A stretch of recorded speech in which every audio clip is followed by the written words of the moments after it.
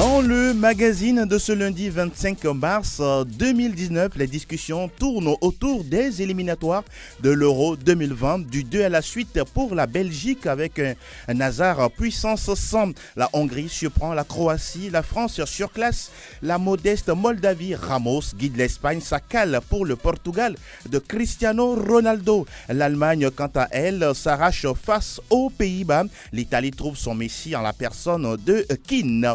Tous les résultats et calendriers des rencontres à décrypter dans Plateau Foot Europe. Nous visitons le lexique du foot avec le terme sportif, puis nous vous recevons en direct au numéro de téléphone que vous connaissez désormais par cœur, 92 03 60 31 97 24 26 26. Comme tous les lundis, présent sur ce plateau, Armel Ouaba. Salut, jeune homme. Bonjour, Angelo. Comment bonjour. vous allez? Oui, très, très. En pleine forme, hein? Et puis également très élégant ce matin. Merci. Ah oui, voilà. Roméo Yeter est à votre côté. Salut, Roméo. Bonjour, Angelo. En pleine forme? Ça va. Ça va bien, merci d'être là. Nous accueillons également dans ce studio Etchevi Tengue. Salut, Etchevi. Salut, Angelo. Vous connaissez très bien ce studio. Ah oui, ah oui. N'est-ce pas? Comment vous allez? Oh, ça va, ça va. Merci d'avoir répondu à notre invitation. Merci également à vous. Merci beaucoup. La mise en onde est signée Sa Majesté Pélagé Mekoum. Et le Madovan va assurer la réalisation vidéo de cette émission. Nous saluons au passage Franck Nounyama, Ezekiel Ayataye et puis Sa Majesté Fifia Sogbavi. Je suis Angelo Folikwe. Bonjour à tous. Merci de nous rejoindre dans le magazine du foot européen. Décryptage des rencontres de l'Euro 2020. Nous parlons justement de cette équipe de France qui, la dernière fois, était en déplacement en Moldavie. Roméo Yetor, oui, Moldavie, 170e au classement UEFA.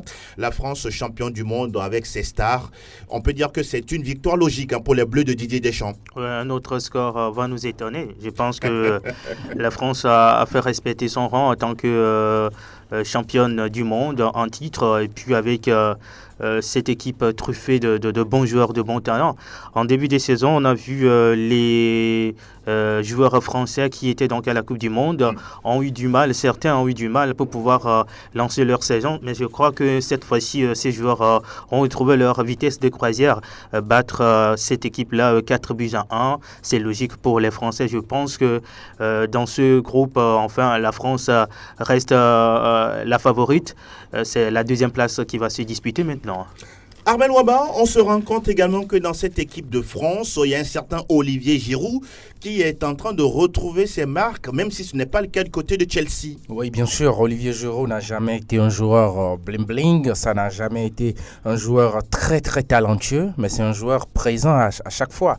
C'est vrai qu'en Coupe du Monde, il n'a pas marqué. C'est un joueur aussi très sous-coté dans l'ensemble, je pense, parce que quand même, comme on le sait désormais, il fait partie de l'un des meilleurs buteurs de toute l'histoire de cette équipe de France, à côté des grands comme David Trezeguet, Zinedine Zidane. Il faut le faire, même pour le petit Olivier Giroud qu'on est. Et puis, c'est quand même la force mentale de ce garçon qui me plaît, parce que quand vous l'entendez, il dit je sais, je ne vais pas marquer plusieurs fois, mais je suis là pour aider l'équipe. Ça, il faut vraiment le faire. Et puis quand même, la confiance de Didier Deschamps, qui jamais n'a délaissé ce garçon-là, parce qu'il y a eu beaucoup d'opportunités qui pouvaient amener le sélectionneur à le laisser. Mais non, il a toujours fait confiance à l'ancien Montpellierin. Et voilà, je pense que visiblement, il a raison.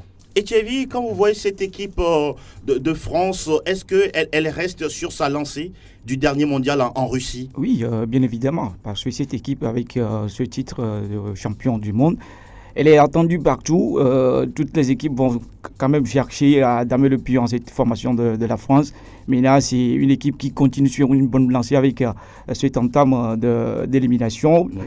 Je crois que les Bleus pour cette année, ils vont être très très entendus partout ailleurs et je crois qu'ils ont les joueurs pour, avec déjà Olivier Giroud qui rentre dans les choix. Oui. On va compter sur lui et même s'il y a d'autres joueurs sur qui on peut compter, pour l'instant la confiance y est et comme on le dit, on ne change pas l'équipe qui gagne. Ah oui, c'est le dicton du côté de Didier Deschamps. On parlait tout à l'heure d'Olivier Giroud qui a inscrit son 34e but sous les Bleus et qui titille cette 3e place des meilleurs buteurs du côté de l'équipe de France. Il a dit qu'il est en ligne de mire le record de Michel Platini qui en avait inscrit 41 sous les couleurs de l'équipe de France. Alors parlons toujours de cette équipe de France qui va aborder la deuxième journée de ces éliminatoires ce soir.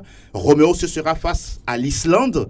C'est un gros morceau, quoi qu'on dise, même si ce n'est pas une grande nation de football. Je pense que les joueurs en sont conscients. Et l'entraîneur, Loris l'a dit en conférence de presse qu'il va falloir élever un peu le niveau parce que face à la Moldavie, on n'a pas vu une grande équipe française, même si elle a gagné, elle a su gérer la compétition, enfin la rencontre. Maintenant, face à l'Islande, rappelez-vous, il y a quelques mois, en amical en France, c'était de partout et c'était difficilement que les Français étaient arrivés à avoir l'égalisation. Et grâce à Kylian Mbappé, je pense que les Français doivent maintenant sortir leur grand jeu, gagner ce match pour se mettre en confiance, pour pouvoir garder donc la première place qualificative pour l'Euro 2020. Je pense que ça va passer, même si ça ne va pas être une partie de plaisir pour les Français parce que l'Islande est une équipe accrocheuse à son ADN.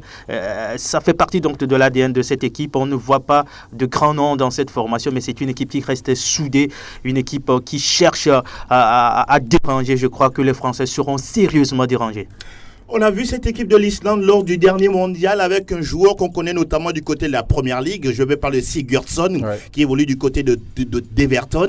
Cette équipe est à prendre au sérieux, Armel. Bien sûr, c'est une équipe très très physique qui joue compact aussi, avec un fort mental. On connaît l'histoire des Vikings. Et on se rappelle du fameux clapping. Bien sûr, qui a fait et le puis tour du monde. Qui a un super public, même si c'est un pays qui n'est pas trop important en matière d'habitants. Justement. De toute façon, c'est un football qui se développe depuis, je crois, 2-3 ans déjà, notamment la dernière Euro, où on a véritablement découvert cette équipe islandaise. Je pense que c'est le principal ennemi, on va dire, entre guillemets, de cette équipe de France dans ce groupe-là. Parce que, justement, à l'heure où on parle, l'Islande aussi a remporté son match. Et donc, à égalité de points avec les Français, désormais, c'est l'Islande. Et déjà, pour les Bleus, arriver à battre l'Islande a battu Andorre 2-0. Justement. Et donc, pour les Bleus, déjà arriver à battre cette équipe islandaise serait prendre une très belle option pour la suite des événements dans ce groupe. Thierry, on sait que cette équipe de France, c'est vrai, il y a beaucoup de noms confirmés. Mais il ne faut pas du tout sous-estimer l'adversaire. Oui, on a tendance à dire qu'il faut respecter l'adversaire. Je crois qu'aujourd'hui, en matière de football, toutes les formations, bien tous les pays se valent dans cette optique de chercher la victoire. Et dans cette pôle, on va dire, c'est la France et l'Islande. Parce que quand vous prenez cette équipe islandaise, c'est une formation qui joue en bloc. Et quand vous avez une équipe qui joue en bloc, c'est difficile de passer. Et je crois que la France a des joueurs percutants pour faire l'affaire. Mais attention, ces Islandais sont très très bons en contre. Et ça va être le test le plus costaud de la France parce que ces formations ont déjà 3 points. Il va falloir chercher ces 3 points pour avoir les 6 points histoire de garder la tête du groupe. Et ça va être une rencontre très très intéressante. Je crois que tout se passera quand même sur l'aire de jeu. Il ne faut pas tout à fait tout de suite crier victoire du côté de la France, même si on a ce statut qui fait peur. Aujourd'hui, sur le terrain, ça ne fait pas peur. Il faut jouer. Et je crois que l'équipe islandaise va quand même tenir la trajectoire haute à cette formation de la France. En tout cas, on suivra cette rencontre ce soir entre la France et l'Islande. On va s'intéresser au carton de l'Angleterre qui s'est imposé 5-0 face à la République tchèque. La dernière fois, Armel, on avait pensé qu'il y aurait une certaine rivalité, une véritable empoignade entre les deux sélections, mais que nenni. Oui, la République tchèque n'est plus la belle formation, autant de Peter Cech et notamment de Thomas Rosicky, l'un des vétérans. Mais tous ces joueurs-là ne sont plus en sélection. Même Cech, c'est désormais un remplaçant. Mais je crois que l'Angleterre ne fait que suivre ce qu'on disait d'elle la fois passée. Des éliminatoires très très ambitieuses avec notamment des cartons. Mais bon, je n'aurais peut-être pas parié sur un 5-0 parce que là, c'est une promenade de santé, c'est une balade. Mais il faut quand même dire que le coach anglais a quand même sorti l'artillerie lourde. Harry Kane, notamment le jeune Sancho du Borussia Dortmund. La future pépite du foot anglais. Bien sûr, quand vous le suivez aux côtés de Lucien Favre, c'est un jeune qui fait beaucoup de bonnes choses. Ajouté à Dele Alli, qu'on connaît déjà, Sterling. Il s'est offert un triplé dans cette partie. Justement, n'en parlons pas. Ça veut dire que l'Angleterre, vraisemblablement, va survoler ce groupe-là. Roméo, un mot là-dessus? Oui, je pense que le score est sévère, mais c'est le fruit donc du travail bien fait du côté des Three Lions. Je crois que l'Angleterre reste sur cette nouvelle page ouverte lors du dernier mondial, troisième équipe après donc la compétition. Oui. Je crois que les Anglais aujourd'hui ont des joueurs de valeur. Quand vous regardez un peu la première ligue, la plupart des joueurs qui évoluent en sélection, ce sont ces joueurs-là qui font la pluie et le beau temps dans leur club respectif. Et je crois que ce sont les retombées donc du bon travail que fait actuellement l'Angleterre. Et d'habitude, l'Angleterre, quand on parle des éliminatoires, c'est la première nation qui se qualifie avec un parcours assez intéressant. Maintenant, on attend les Anglais lors de l'Euro 2020. Je pense qu'avec cette nouvelle génération, eh bien, les Anglais, surtout le football anglais, est de retour. N'en parlons pas, en Ligue des Champions, ils sont là. Ils sont 4 à être qualifiés pour les quarts de finale. Ça veut dire beaucoup de choses. Alors, on va s'intéresser au groupe B, celui du Portugal, Etchevi, de votre ami Cristiano Ronaldo. Ah oui, la dernière fois, le retour de CR7, pour l'instant, n'est pas encore bénéfique pour la sélection. Ça fait 0 partout face à l'Ukraine. Mais il faut quand même reconnaître qu'en face, il y avait un grand gardien, Piatov, qui a arrêté pratiquement tous les ballons des Portugais. Pratiquement l'homme du match, parce que c'est lui, c'est grâce à lui que cette équipe s'en est sortie avec ce résultat nul. Et bien là, ça a été une sortie ratée de la part du Portugal avec le retour de Cristiano Ronaldo, qui voulait à tout prix encore une fois rentrer dans l'histoire pour inscrire ce but-là. Oui. Malheureusement, je l'avais dit tantôt, toutes les équipes se valent. On a des équipes qui maintenant cherchent à damer le pion aux grandes équipes. Maintenant, quand vous avez ces genres d'équipe, il va falloir passer par tous les moyens. Et aux autres aussi, mettre quand même ces moyens-là en place pour pouvoir contrecarrer l'adversaire. Et le Portugal, la fois dernière, avait tenté tout, mais on a un gardien qui était bien en place. Cela veut dire tout simplement que c'est une équipe qui a cette confiance-là d'aller chercher un résultat. On l'a vu. C'est ce que nous demandons de la part de nos équipes africaines également. Vous le dites si bien. Armel Ouaba, ça fait le 3e nul consécutif pour les Portugais. Doit-on être inquiet? Oui, je crois.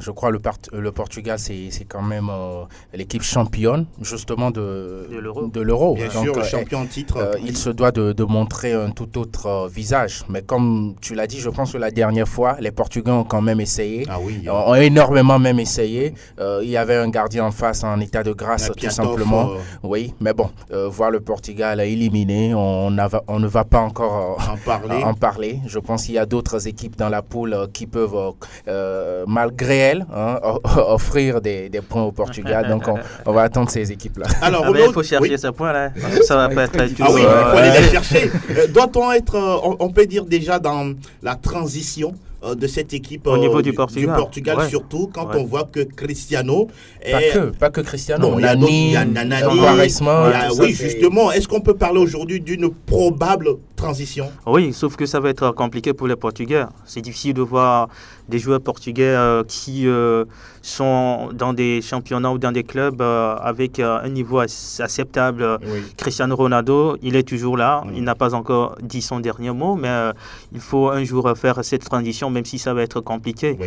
Le Portugal a des clubs qui sont en compétition européenne, même si dans ces clubs, on voit beaucoup d'étrangers que des locaux. Les Portugais, ils vont souffrir pour un temps, parce que la transition ne sera pas facile. En tout cas, il y a des joueurs comme Bernardo Silva, peut-être. Justement. Oui, mais lui seul, il ne peut pas le faire. Il y a quelques bons joueurs quand même. Bernardo Silva, Ronny Lopez du côté de Monaco. Mais bon, on n'aura pas un autre Cristiano, ça c'est sûr. On va parler également de ce match, justement de cette équipe de l'Italie qui a gagné 2-0 face à la Finlande, et l'Italie qui s'est trouvé un nouveau joueur, un Messi, on peut l'appeler comme si, quand il s'appelle Moïse Kean, et c'est un joueur en guillemets de couleur. Vous le connaissez, Tchevi? Ah oui, je l'ai vu avec la Juve la dernière fois face à l'Atlético avec une bonne entrée. Maintenant, est-ce qu'on va l'appeler entre guillemets un Messi italien? Non, pas tout de suite, parce qu'on a connu avec Balotelli également, qui a fait son entrée en cette sélection sur cette lancée. Maintenant, il faut continuer. L'équipe italienne qui est en reconstruction, on va dire, parce qu'on a pratiquement toutes les générations sont parties, des Rossi et autres. Donc, je crois que pour le moment, c'est une équipe qui est en reconstruction. Il faut beaucoup de travail. Ils ont les joueurs pour, même si ces joueurs n'évoluent pas trop dans les championnats UPI, les 5 majeurs, on va dire. Donc, je crois qu'avec la confiance de la part de ces jeunes-là, et surtout de donner la chance à d'autres joueurs. On aura une bonne équipe italienne qui va quand même faire parler d'elle comme on le connaissait d'avance. Maintenant, écarter Balotelli, je ne crois pas, parce que c'est un joueur... Il n'était pas en forme, voilà pourquoi il n'était pas appelé. Mais sur ses derniers matchs dans l'équipe de Marseille, il a répondu. On parle de forme physique. Ouais. C'est ce que Mancini dit. Forme physique. Il a pris du poids. Là, on va respecter les choix de l'entraîneur, mais je crois que Balotelli, aujourd'hui, il a sa place dans cette équipe italienne. Cette sélection. Oui. C'est vrai, il n'est pas écarté, c'est par rapport à une situation. Oui. Lors du Classico face au Paris Saint-Germain, il était souffrant, mais il a tout fait pour jouer ce match. Je pense qu'il faut donner un peu de temps à Balotelli pour pouvoir retrouver sa forme idéale. Est-ce que c'est parce qu'il traîne encore des casseroles? Oui, forcément. Ouais. Parce que Balotelli et la sélection italienne, on sait que c'est une longue histoire. On ne peut pas laisser tomber Balotelli comme ça. Je pense qu'il va revenir parce que le joueur travaille pour. Balotelli aujourd'hui, c'est le meilleur joueur phocéen. Donc, il ne faut pas négliger Balotelli. Il va revenir, je crois, et relancer donc sa carrière, même si l'argent est déjà parti. Parlons maintenant de Moïse. Je pense que c'est un nouvel élément sur lequel l'Italie doit compter parce que des joueurs jeunes, pétris de talent, sont rares. Quand vous prenez Kylian Mbappé, aujourd'hui la France veut construire son équipe autour de Kylian Mbappé, même s'il n'est pas seul, parce qu'on sait que c'est l'arme fatale pour l'équipe de France. Je crois que ce jeune joueur pourrait conduire l'Italie sur la terre promise en Euro 2000. Ah oui, j'aime bien. Au dernier mondial, c'était une catastrophe nationale. Et là, on parle de ce joueur-là, Kean, aujourd'hui, du haut de ses 19 ans. Mais quand on le voit physiquement, c'est un monstre. Ah oui, 1m82 pour 65 kilos, c'est déjà ça. La taille moyenne pour un footballeur, 1m82. D'abord, moi, je vais parler de l'équipe tout entière italienne. C'est une équipe qui ne me rassure pas. Elle est en reconstruction, vous reconnaissez au moins ça. Mais depuis qu'on a, semble-t-il, amorcé cette reconstruction, il n'y a pas une véritable ossature qui est dégagée depuis un temps. Alors que les coachs se sont succédés. La faute à qui? La faute, je ne sais pas, aux dirigeants. Les clubs italiens sont moins travailleurs aujourd'hui? Oui, peut-être. On voit que les talents sont beaucoup plus défensifs qu'offensifs. Ce n'est pas la grande Italie de l'époque Del Piero, Locatoni, Inzaghi, Marco Simone. Non, les joueurs se font maintenant rares offensivement, les joueurs de talent en tout cas. Donc, je pense que c'est bien d'avoir un joueur dont on parle, Moïse Biotti Kean, de son nom complet. Mais attention, l'Italie a toujours aussi eu la mauvaise habitude de tuer ces joueurs de couleur. On parlait tout à l'heure de Balotelli. C'est parce que, Balotelli c'est aussi des frasques, mais c'est parce que l'Italie aussi a tué ce joueur-là. Vous voulez parler du racisme? Voilà, donc on connaît ce mauvais scénario du racisme, spécialement football italien, parce que comme Roméo le disait, Kylian Mbappé en France, ce n'est pas la même chose. On est plus habitué à voir les hommes de couleur. L'intégration est plus facile là-bas. Voilà. Merci. Vous parlez de Kean, nous parlons de joueurs d'origine ivoirienne. Bien sûr. Il faut le préciser. Vous avez parlé de Kean qui est un joueur de couleur. Il y a eu Angelo Ogbonna également, sans oublier Mario Balotelli qui a également porté les couleurs, qui peut-être va encore porter les couleurs de cette sélection, la nationale. On va parler également de cette équipe de l'Espagne avec Luis Enrique. Roméo Yetor, ça a été difficile face à la Norvège, mais Ramos est passé par là avec une... C'est une sorte de panenka ou c'est une panenka? Bon, panenka. Je crois que l'Espagne, peu à peu, revient dans sa meilleure forme depuis 2010 jusqu'à maintenant. L'Espagne connaît du haut et du bas. On a vu cette équipe qui a quelquefois balbutié son football, ce football champagne qu'on aime. J'espère que l'Espagne va se qualifier, même si la victoire a été difficile. À un moment donné, il faut s'attendre à des matchs compliqués, mais l'essentiel, c'est de pouvoir les gagner, ces matchs-là. Aujourd'hui, l'Espagne, en Ligue des Champions, n'a placé qu'un seul club. Voilà, c'est le Football Club Barcelone. Ça veut dire beaucoup de choses. Donc, les Espagnols doivent travailler d'arrache-pied pour pouvoir redonner cet éclat au football espagnol qu'on aime beaucoup. Thierry, ça fait 19 matchs, toutes compétitions confondues, sans défaite pour Luis Enrique. Est-ce que vous pensez qu'à son arrivée, quelque chose a changé dans la production du jeu ibérique? Oui, bien évidemment, parce que son arrivée a permis à d'autres joueurs de se montrer et d'avoir cette manière de jouer qu'on connaissait de l'Espagne. Et c'est vrai qu'à la Coupe du Monde, ça a été très difficile, mais à son arrivée, on a senti en même temps que les joueurs étaient encore une fois motivés, on soif d'aller chercher la victoire pour faire plaisir aux Espagnols. Maintenant, il va falloir que cette équipe joue en bloc, plutôt en une communion, j'allais dire, parce qu'on a connu cette équipe en Coupe du Monde qui était dans tous les compartiments pas possible en démunion totale. Et je crois qu'avec c'était une équipe qui a fait plus de 1000 passes. 1000 passes, voilà. À ce mondial sans avoir trouvé le chemin défilé. Cette équipe manque de joueurs percutants. Aujourd'hui, quand vous prenez l'équipe espagnole, on n'a pas ces joueurs percutants qu'ils avaient. Et au milieu de terrain, on n'a pas les Xavi, les Iniesta. Et je crois qu'avec Luis Enrique, il y a un travail qui se fait. Et on a des joueurs pour avec Ramos, l'expérimenté de cette sélection. Il va encore une fois parler aux jeunes. Et c'est une équipe qui est très entendue à chaque fois que cette formation joue. Et je crois qu'on peut compter sur l'équipe espagnole pour cette Euro 2020. Xavi parlait du cas des anciens comme Iniesta, Xavi qui n'ont pas été valablement remplacés. Vous êtes d'avis Non, en même temps, je crois que Xavi et Iniesta, on n'en trouve pas à chaque génération tout de même. Mais l'Espagne a quand même, oui bien sûr, l'Espagne a quand même de très très bons joueurs. Aux côtés de Xavi et Iniesta qui sont partis, il y a quand même David Silva, il y a Isco, il y a d'autres joueurs très valablement qui peuvent remplacer ces deux-là. Moi, je pense que le problème de l'Espagne, c'est la passation de pouvoir entre les anciens et les nouveaux. Parce qu'à un moment, quand même, on peut aligner jusqu'à 3 équipes espagnoles, valablement. Véritable profondeur de banc. La richesse des grands aussi, c'est ce dont souffre l'Espagne. Et c'est ce qui constitue la véritable tâche d'Enrique, de savoir faire les choix forts. Parfois, comme on l'a vu avec Jordi Alba, il a mis de côté, alors que c'était un titulaire indiscutable. Exactement. Donc c'est un peu ça aussi le problème de l'Espagne. En tout cas, on va s'intéresser toujours à ces éliminatoires de l'Euro 2020 et l'on en vient à cette affiche. On peut dire, oui, c'est une affiche du côté d'Amsterdam entre les Pays-Bas, Roméo, et l'Allemagne. Et l'Allemagne qui a triomphé du côté des Pays-Bas. Oh, quel match! C'est un match plein. Absolument. Ouais, on s'est bien régalé en suivant cette rencontre. Aujourd'hui, je pense que Joachim Löw a appris beaucoup de cette humiliation subie aux Pays-Bas lors de la Ligue des Nations. La Mannschaft corrigée par les Hollandais 3-0. Cette fois-ci, on a vu une autre équipe allemande et il a compris que pour pouvoir gagner maintenant, il faut faire confiance aux jeunes. Le roi Sané Gnabry, ce sont des joueurs qui vont porter, je pense, l'Allemagne. Il a écarté Müller, Boateng et Hummels. C'est parce que il a senti le besoin de faire jouer les jeunes. L'Allemagne a fait un match assez intéressant.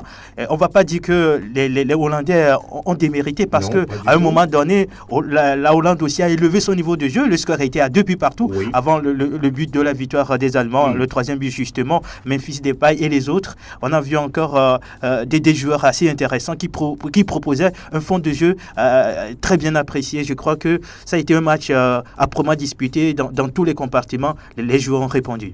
L'Allemagne qui, on peut dire, renaît petit à petit. Est-ce que je voudrais avoir d'abord votre avis sur la mise à l'écart de ce trio-là, Hummels, Boateng et puis Müller.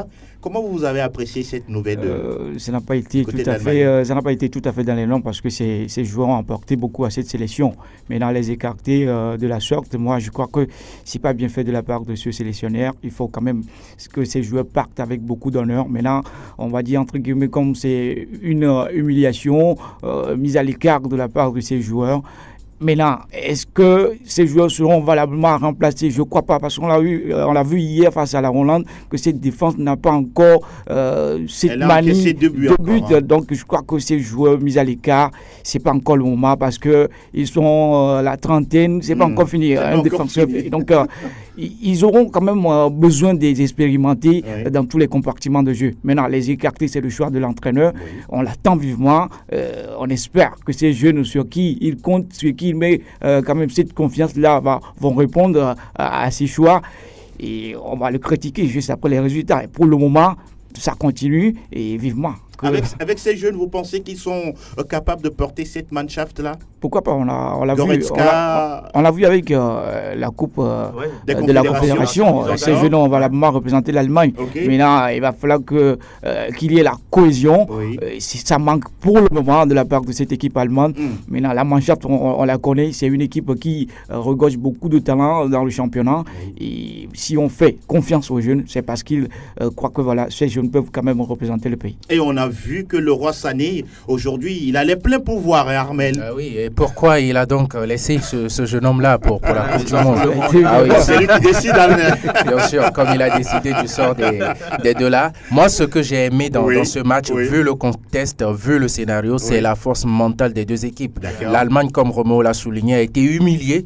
Donc, c'était déjà une force mentale très forte d'aller s'imposer, ou du moins ça a commencé par gagner 2-0 chez cet adversaire-là, même adversaire. Justement. Et puis quand même la Hollande derrière qui trouve les ressources nécessaires de revenir à 2-2. Ça, c'est aussi une force énormément à louer d'une équipe qui, petit à petit, se refait aussi un nom dans le quota des grandes nations européennes. Et puis quand même, la réaction maintenant, la seconde réaction des Allemands, aller trouver ce troisième but-là, c'était pas évident. Parce que dans un tel contexte, pratiquement à la fin du temps réglementaire. Justement, quand les Bataves sont revenus avec le public derrière, c'était plus eux qui étaient sentis marquer le troisième but. Justement. Mais les Allemands ont trouvé les ressources nécessaires. C'est tout ce que moi j'ai apprécié. C'était un football plan des deux côtés. Voilà, vivement. Maintenant, je pense que Joachim Löw quand même donne le pouvoir, comme tu l'as dit, au roi Sané à Gnabry. Oui. Pour moi, il est temps que tout ce qui se fait dans cette équipe depuis un moment, au niveau de Müller et puis des autres, il faut changer ça parce qu'il y a de très bons jeunes joueurs, qui sont derrière et qui peuvent prendre la relève. En tout cas, ils sont très jeunes, c'est vrai, ils sont talentueux, mais peut-être il leur manque quelque chose, c'est l'expérience. Mais tout ça, ça peut également, Neuer est là. Il suffit de jouer beaucoup de matchs. Neuer était là, mais il a pris encore 2 buts hier. Ah d'accord. Voilà. Il devrait partir. Il avait le brassard de capitaine. Alors, on va jeter un coup d'œil au calendrier des matchs prévus ce lundi soir. Déjà dès 17h, il y a la Turquie qui va recevoir la Moldavie. Le Portugal va accueillir la formation de la Serbie. Attention, cette équipe de Serbie a tenu en échec l'Allemagne en amical il y a quelques jours. Donc, Cristiano Ronaldo et ses compères sont prévenus. L'Andorre joue face à l'Albanie. Autre match, la France, à partir de 19h45, se mesure à l'Islande. On suivra également l'Angleterre qui sera du côté du Monténégro. Voilà qui est dit pour les éliminatoires de l'Euro. On va faire un petit commentaire sur cette particularité de cette compétition. Dans un an, Etchevi, ça va se dérouler dans 12 villes différentes. 12 villes différentes pour la compétition de l'Euro. Comment vous appréciez ce format? Formidable parce que c'est un continent qui a les moyens pour pouvoir accueillir ces compétitions. Maintenant, 12 pays différents, c'est pour permettre aux amoureux du cœur de vivre en live cette compétition qu'est l'Euro. Et je crois que l'UEFA a encore joué un tour à ce football qu'on connaît de l'Europe. Et maintenant, il va falloir que les autres confédérations essaient quand même de tricher un peu dans cela. Vous pensez qu'elles peuvent le faire? Quand on prend l'Afrique, ça ne pourra pas le faire parce qu'on n'a pas les moyens. Mais là, l'Europe, elle nous surprend, surtout cette association qu'est l'UEFA. Je crois que ça permettra à d'autres pays qui ne sont pas des pays de football d'avoir la fête là et de se dire comme quoi le football, c'est surtout en Europe.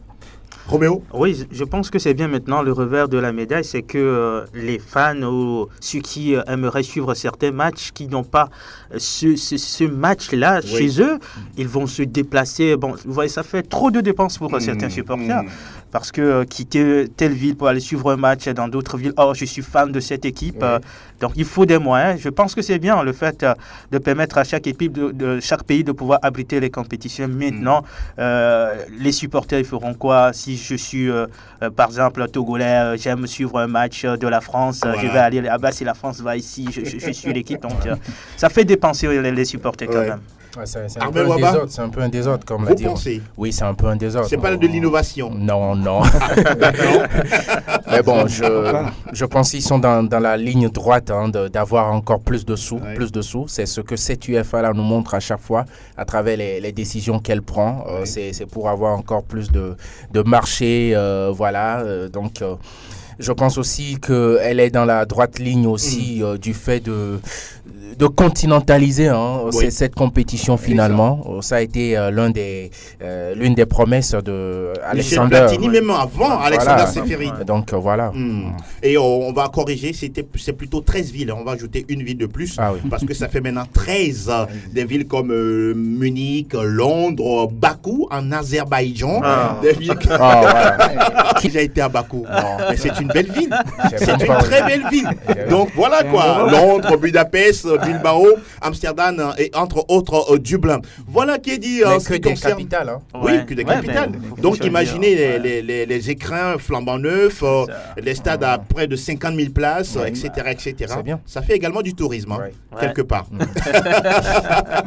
Merci messieurs d'avoir donné votre avis sur ces éliminatoires de l'Euro. On va remonter le générique Plateau Foot Europe et derrière nous parlons d'autre chose. De retour dans le studio Messanyame avec Etchevi Tengue, Armel Waba et Roméo Yetor. On va s'intéresser cette fois-ci au terme sportif. On va découvrir, on va aller fouiller dans le lexique du football avec vous, professeur Armel Waba. Oui, bonjour, chers élèves. Vous aimez le titre, hein? Oui. Alors aujourd'hui, notre chapitre, c'est le crochet. D'accord. On va d'abord donner la définition. Un crochet, d'abord précision, tout le monde peut le faire. Tout le monde peut le faire. C'est pas un geste technique. N'importe quel joueur peut le faire. Vous allez comprendre pourquoi. Eh bien, comment se fait le crochet? On pose le pied d'appui au-delà du ballon. Voilà, il y a un pied d'appui. Les hommes ont deux pieds généralement. Donc, un pied d'appui au-delà du ballon, tout en se déportant soi-même avec le ballon légèrement d'un côté. Du coup, on arrive à éliminer son vis-à-vis. Et puis, si on veut, on accélère. Maintenant, il existe plusieurs sortes de crochets. Le crochet intérieur, le crochet extérieur également. On va donc citer les adeptes qui sont... Nous vous écoutons, voilà, professeur. il y a Messi, bien sûr. Il y a Robben, il y a Eloma devant qui me fait signe aussi. Mais bon, on n'a pas d'image pour prouver cela. Et donc, le plus souvent, ces joueurs-là font des crochets à un maximum de joueurs afin de préparer, d'enchaîner une frappe dans la lucarne, voilà, pour être précis. Voilà, c'est ça un peu le petit chapitre. Et donc, la composition va porter sur le crochet. La composition. Bien sûr. Je comprends pourquoi tu t'es bien lu en bio. Et puis, les menuisiers aussi connaissent bien le crochet. Voilà. Même si ça se passe sur le terrain. Alors, Roméo, des crochets, on en voit tout le temps sur les pelouses de football. Hein. Ouais, c'est intéressant. Et puis, ce sont des actions quand vous les réussissez. C'est intéressant à voir. J'en ai réalisé pas mal de crochets. Pas mal. Parce que Intérieur, extérieur. c'est facile, mais quand on le fait, c'est intéressant. Ouais. Mais attention, quand le joueur adverse vous prend le pied, Attention, ça fait vous très tombez. Cheville soit le genou. Et Thierry? Oui, le crochet, on la connaît plus avec Ronaldinho. Ouais. Ça a été l'artisan parfait de ce geste technique-là, avec des doubles crochets. Les jeunes joueurs qui essaient quand même de faire ces gestes-là sur les terrains périphériques. Des fois, c'est pour ridiculiser l'adversaire. Oui, pour l'éliminer, l'éliminer instantanément. Donc, je crois que c'est des gestes à prendre dans les centres de formation. On ne se lève pas comme ça pour faire un crochet. Tu risques de se blesser. Et quand tu le fais, c'est spectaculaire et c'est beau à voir avec des enchaînements de frappes. Et c'est beau. Quand on commande des matchs, on dit il fait un crochet avec une frappe instantanée. Ça fait quand même du plaisir à écouter. Et je crois que c'est des gestes à apprendre à nos petits qui veulent quand même jouer au football. Et en Afrique, on n'a pas souvent ces joueurs. On a quand même certains, en l'instar de Pietro Ipa et autres. Didier Okocha, on l'a connu. Donc je crois que c'est sûr. Des bailleurs à réaliser des crochets dans certains matchs. C'est surtout les Brésiliens. C'est surtout les Brésiliens qui font ces gestes. Qui sont adeptes mais de ce geste pour technique. Ronaldinho, c'est la virgule. C'est une sorte de pas crochet trop loin. Oui, c'est très court, c'est ça? Oui, très court. En même temps, Ronaldinho, le plus souvent, il est immobile avant de le réaliser, la virgule, alors que le crochet, c'est plus dans les mouvements. Quand l'adversaire croit pouvoir vous tenir, et vous frapper, vous changez de trajectoire et il est dans le vent. Et il est dans le Comme vent. Messi l'a fait la dernière fois face au Betis Séville. C'est ça, non? Ouais, c'est ça. Exactement. Merci beaucoup, professeur, de nous avoir justement encore une fois partagé ce terme sportif avec nous, le crochet. On va parler cette fois-ci maintenant de coup de cœur coup de gueule et avant de laisser la parole à vous, chers auditeurs, parce que vous nous êtes très précieux. On va s'intéresser, oui, ce week-end ou bien cette fin de semaine. Et Thierry, quel est votre coup de cœur, votre coup de gueule par rapport aux rencontres que vous avez suivies? Moi, je vais revenir chez nos pays, Oui. le Togo. D'accord. Ça a été une désillusion totale hier, de la déception dans les cœurs des fans du football togolais. Oui. Mon coup de gueule va à l'endroit de ces joueurs qui sont convoqués en sélection. Quand on vous convoque en sélection, sachez que c'est sacré. Et au Togo, on voit que ces jeunes qui sont convoqués ne se donnent pas comme cela se doit. Alors que les aïeux ont donné leur sang pour avoir ces couleurs-là. On ne l'a pas senti hier. Moi, personnellement, j'étais vraiment déçu parce que j'attendais cette équipe en Égypte 2019. C'est pas fait. On ne peut que continuer par travailler. Maintenant, est-ce qu'on va toujours continuer par apprendre? Non, je ne crois pas. Il faut faire la table rase de touche dans ce sport pour que ces fans qui adorent le football aient quand même la joie. Parce que hier soir, vous n'avez pas bien dormi. La vie de l'homme était très calme.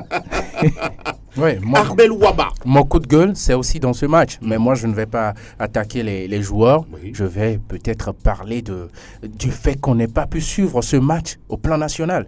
C'est incroyable. Un match d'une telle importance. Le minimum, c'est de diffuser cela. J'étais avec maman hier et vous savez, elle ne s'intéresse pas au football. Mais à un moment, elle a commencé pour prendre goût. On a capté au RTB. Mais quand on a coupé, elle a dit, mais c'est quoi ce désordre-là? J'ai vu toute la tristesse et je me suis rendu compte du nombre de personnes qui pouvaient vouloir suivre ce match. On est au Togo. Le match, il était sur un autre câble. Oui, bien sûr. Oui, bien sûr. C'est pas tout le monde. C'est pas tout le monde qui a les moyens, n'est-ce pas? Roméo. Mon coup de cœur, c'est bien sûr cette équipe allemande qui m'a fait rêver l'autre fois. Ouais, j'aime. Puis mon coup de gueule, c'est bien sûr Claude Leroy. Ouais. Parce qu'on ne peut pas comprendre un système pareil pour pouvoir gagner le match. On laisse la Adebayor à la pointe de l'attaque. On sait que sur le banc, il y a des jeunes dynamiques qui peuvent remuer la défense béninoise. Au moment où il a décidé de faire entrer ces jeunes, il était trop tard. En tout cas, je dis chapeau à Emmanuel Adebayor qui a marqué un but assez intéressant hier. Bravo à toute l'équipe, mais Claude Leroy, tu ne m'as pas convaincu. Bravo à l'équipe, non, moi je ne redirai pas. Voilà qui est dit. Et cette fois-ci, avec la complicité de Sa Majesté Pélagé Mécôme, il est 9h43. Nous allons commencer à recevoir vos coups de fil dans cette émission Plateau Foot Europe. Le premier est déjà là. Pélagé? Oui, bonjour auditeur. Il est déjà calé. Il est déjà calé. C'est le nom d'une chanson, c'est le tube d'une chanson. Il n'est pas calé comme les autres. Ah, ok, d'accord. Brukayo Faustin, bonjour. Mon grand frère, comment tu vas? Nous allons tous bien ici à Sport FM et vous? Je vais super bien. Merci de votre fidélité, nous vous écoutons. C'est pour vous dire bonjour, pour vous encourager. Merci beaucoup, infiniment pour la compassion et le soutien. Oui, on ne va pas faire beaucoup de commentaires. N'est-ce pas? Affaire à suivre. Oui. Merci beaucoup et très belle journée de lundi et très belle semaine de travail à vous, Brukayo Faustin du côté d'Agbalepédo. Pendant ce temps, nous allons toujours continuer à mapper. Oui, il y a quelqu'un d'autre qui est déjà là. Auditeur, bonjour. Bonjour, monsieur Angelo. Comment est-ce que vous vous portez? Ça va bien. Oui, présentez-vous s'il vous plaît. Et c'est l'homme le Bavara. Et l'homme, ça fait un moment. Vous allez diminuer un peu le volume de votre poste récepteur, s'il vous plaît. Ah, ok. Et l'homme, vous avez disparu? Bon. C'est pas l'autre l'homme. C'est un autre homme. Ici, c'est l'homme le Bavara. Ah, d'accord. Vous êtes aussi supporter du Bayern? Ouais. Ah, d'accord. Vous avez appelé avant, mais ça fait aussi un peu longtemps. Ok. Comment est-ce que ça va? On est dedans. Nous vous écoutons. Moi, je veux parler premièrement du match Togo-Bénin. Allez-y. C'était difficile hier. Oui. Bon, j'étais aussi au Bénin, j'étais à l'autre Bénin aussi. C'est ça. Donc, je fais partie du groupe Asemtoga, donc... Ah, d'accord. Oui, j'imagine, vous étiez très optimiste. Hein? C'était c'est vraiment difficile à supporter. Oui, je vois bien. Mais bon, on remercie Dieu pour tout. Oui, vous êtes revenu sain et sauf, c'est important. Ah ouais, on est revenu sain et sauf. On remercie à Dieu d'ailleurs aussi qui nous a encore aussi donné de la joie hier. Oui. Mais bon, finalement, ça n'a pas été. Ce sera une prochaine fois. Ah, la prochaine fois, ça va aller. Pourquoi pas. Mais Merci. au même moment, l'Allemagne aussi m'a donné de la joie. Elle a gagné 3-2. Elle a gagné 3-2 hier. Hein. Ouais, l'Allemagne m'a donné de la joie. C'est ça. Ah, ouais. Vous croyez en ces jeunes-là? Ah, on prend ces jeunes. D'accord. Ça va aller, ça va aller. Ça va aller vraiment. Merci beaucoup, et l'homme le Bavarois. Salut Franck Mignamari. D'accord, c'est bien Et noté. l'homme le Bavarois. Et l'homme le Bavarois, justement, de l'autre côté. Merci de nous avoir appelés dans cette émission. Belle journée à vous et bon courage à nous tous. Quelqu'un d'autre derrière, Pélagie, merci. Bonjour, auditeur. S'il vous plaît, je n'ai pas de retour, donc je vais faire vite. Et l'homme, c'est ça? Et l'homme le Bavarois? Allez-y. Ok, Allez-y. j'aimerais faire m'appesantir sur le match de l'Allemagne la dernière fois. Et je suis ravi que l'Allemagne a gagné, mais tout reste encore à faire parce que tout n'est pas parfait. Et il reste du boulot. Parce que la deuxième mi-temps, nous étions très acculés par les Hollandais. Mais finalement, nous avons fini par gagner. Et j'aimerais féliciter mon joueur qui était Serge Gnabry la dernière fois. D'accord. Merci beaucoup. Et l'homme le Bavarois, on a reconnu la voix. On a reconnu la voix. Et à très bientôt. Il y a quelqu'un d'autre derrière vous, auditeur en ligne. Bonjour et bienvenue. Bonjour Angelo. Comment est-ce que vous vous portez? Grâce à Dieu. Nous allons également bien. Nous vous écoutons. Roméo est à côté, non? Il est bien présent. Gérardson. Après notre élimination, nos 600 millions vont rester aujourd'hui dans la poche. Ah oui. On est content d'être qualifié pour les joueurs. C'est ça qui est mon souhait parce que c'est la carrière de nos jeunes joueurs qui sont en jeu. Après, ils sont éliminés, ils n'ont pas démérité aussi. Mais après cela, on va savoir quoi faire. Ok, je vais aller directement en Allemagne. Allez-y, Gérardson. Mon grand. Ok. Pour les marchates, Oui. la maison là, c'est pas souvent du tout.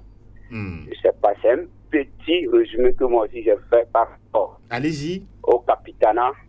Depuis le départ de leur capitaine en pratique. Vous voulez parler de Philippe Lam? Oui, bien sûr. C'est comme si Emmanuel Neuer, c'est lui qui est fautif.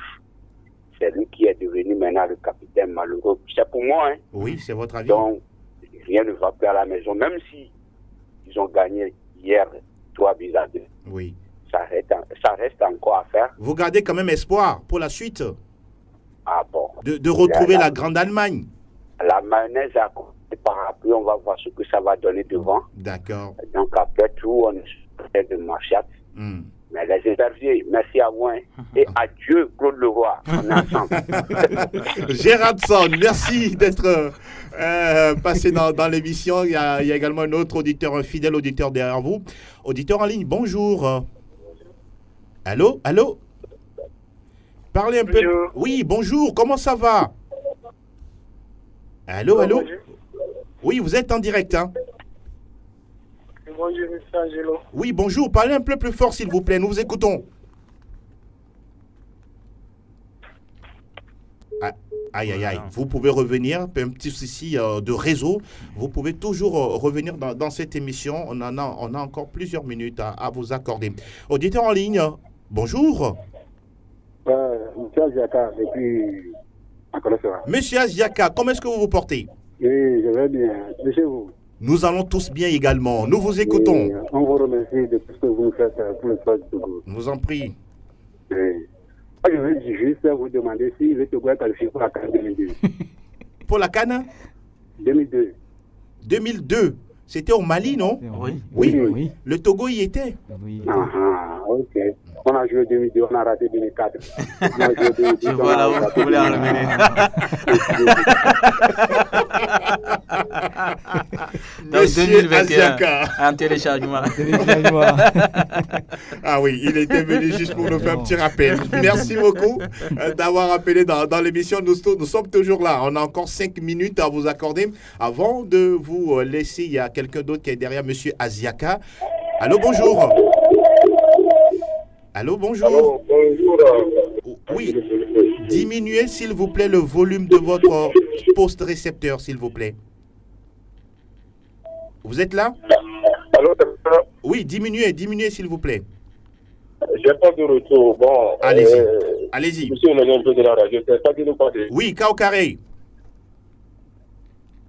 Ok, juste un petit bonjour à vous. Moi, comme je n'ai pas de retour, bonjour à tous les fidèles branchés. Bonjour à tous ceux qui aiment le football togolais, même si